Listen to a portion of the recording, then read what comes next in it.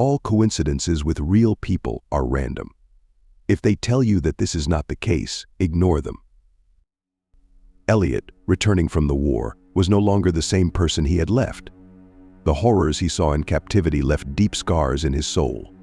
The world that had seemed so familiar and safe to him before was now overshadowed by the shadows of the past. He could hardly return to normal life, to work, to communicate with people.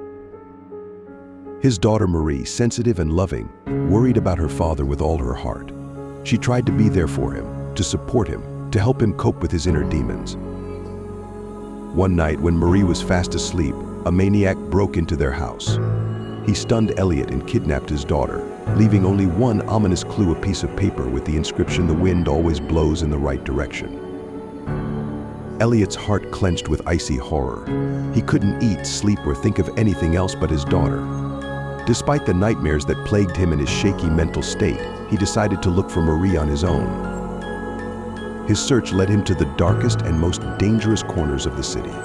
He met with bandits, made his way through abandoned slums, risking his life in search of at least some kind of clue. His health was getting worse every day. The war and the experience of captivity had already undermined his strength, and now the agony of loss and despair were added to them.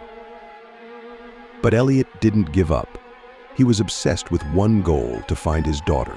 And finally, he managed to solve the mystery of the maniac. The clue sheet pointed to an abandoned windmill cemetery, where ghosts were rumored to live. With a heavy heart, but with determination in his eyes, Eliot went there. He found his daughter in the cemetery, tied up and exhausted, but alive. At that moment, a fierce battle broke out between Eliot and the maniac. Both were possessed by their demons, and neither wanted to back down. Eliot's strength was running out, but he drew strength from his love for his daughter. In the end, both died in a deadly fight. Marie, miraculously alive, rushed to her father's body with sobs. She had lost not only him, but also her savior, her hero. The heavy shadow of this tragedy has settled forever in Marie's soul. The image of a maniac became for her the personification of all the horrors she had to face.